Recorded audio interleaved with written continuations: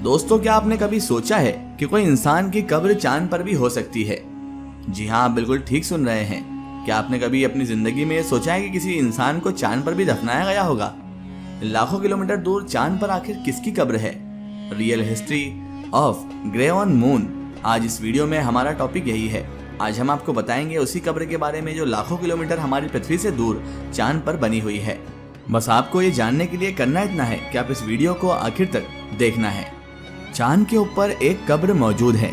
दोस्तों, आप बिल्कुल ठीक सुन रहे हैं, चांद पर भी किसी की कब्र मौजूद है। और दोस्तों, ये उसी चांद के ऊपर कब्र मौजूद है जो हमसे इतना ज्यादा दूर है, इतने किलोमीटर दूर है। एक इंसान को तो छोड़ ही दीजिए, बल्कि यहाँ से अगर एडवांस टेक्नोलॉजी मशीन भी भेजी जाती है तो उनको भी पहुँचने में कई हफ्तों कई महीनों का वक्त लग जाता है।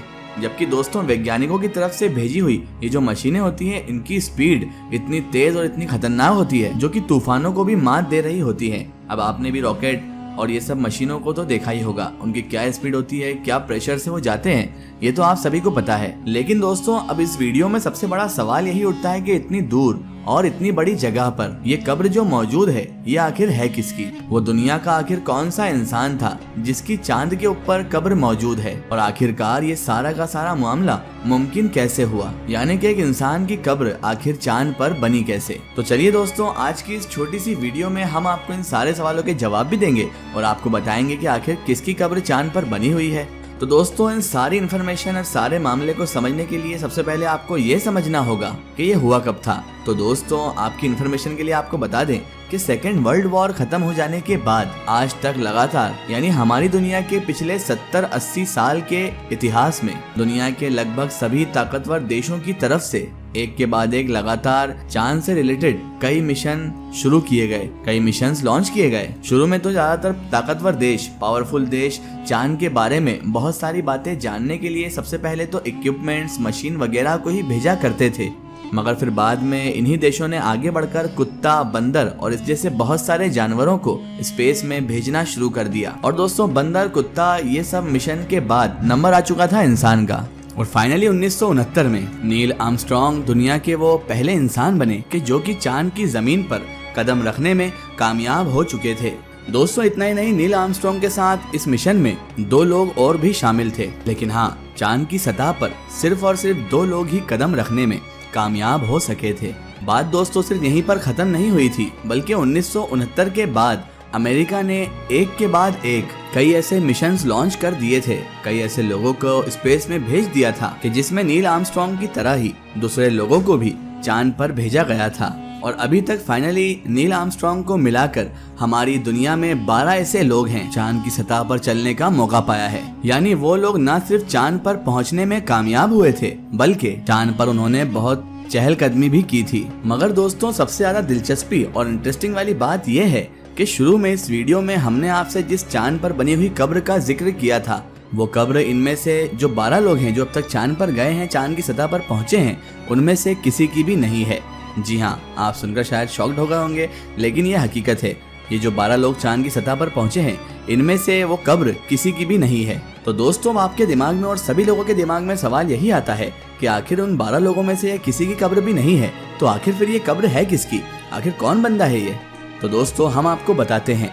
ये कहानी है अमेरिका के उस मशहूर वैज्ञानिक की कि जिनको इतिहास में आज यूजीन शूमेकर के नाम से जाना जाता है। अब दोस्तों, आप सोच रहे होंगे कि इन वैज्ञानिक की कब्र वहाँ क्या कर रही है, तो इसके लिए आपको इन वैज्ञानिक के बारे में जानना भी पड़ेगा। दोस्तों, दरअसल शूमेकर अपने दौर के, अपने सदी के एक ऐसे जाने माने और मशहूर वैज्ञानिक थे कि इस बात का अंदाजा आप इस चीज से लगा सकते हैं कि 20वीं सदी के जब भी काबिल और महान वैज्ञानिकों की बात की जाती है, महान साइंटिस्टों की बात की जाती है, तो उसमें शूमेकर का नाम टॉप ऑफ द लिस्ट जरूर लिया जाता है।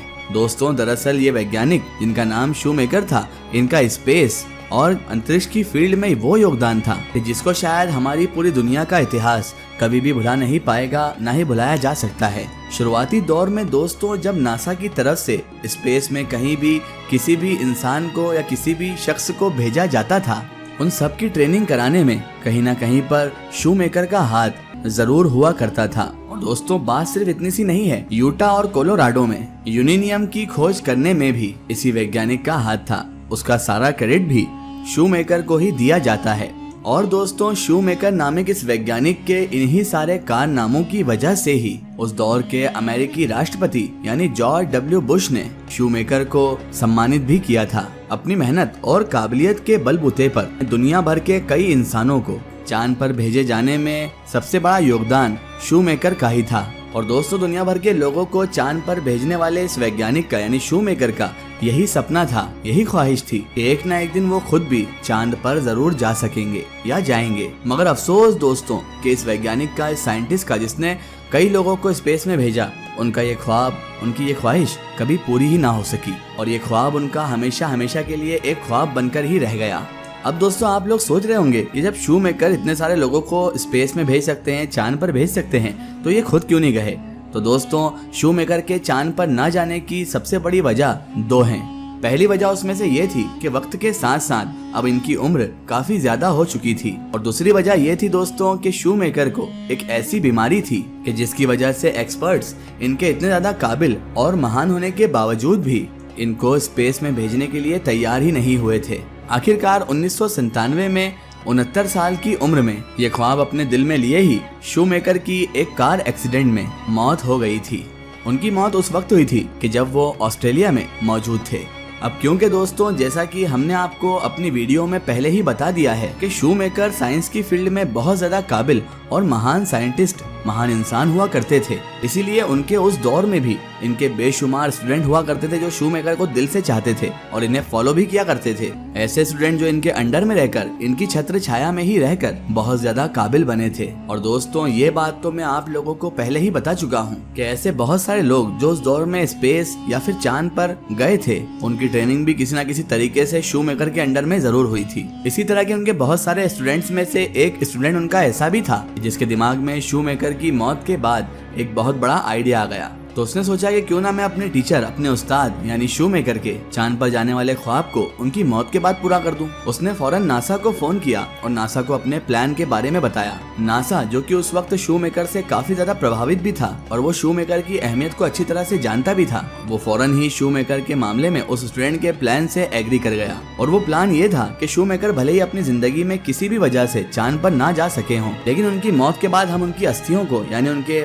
शरीर के बचे हुए हिस्सों को चांद पर भेजकर उनके इस ख्वाब को हम पूरा कर देंगे। फाइनली दोस्तों 31 जुलाई 1999 के दिन नासा ने शूमेकर की अस्थियों को यानी उनके बचे हुए शरीर को, बाकियात को लूनार प्रोस्पेक्टर की मदद से चांद पर भेज दिया। और इस तरह से शूमेकर नाम के ये जो वैज्ञानिक थे हमारी दुनिया के पहले ऐसे इंसान बन गए जिनकी बॉडी की बाकियात, जिनकी अस्थियां, जिनका बचा हुआ शरीर चांद पर मौजूद हैं। बावजूद इसके कि ना तो ये खुद कभी चांद पर गए थे और ना ही इनकी कभी वहां पर मौत हुई थी।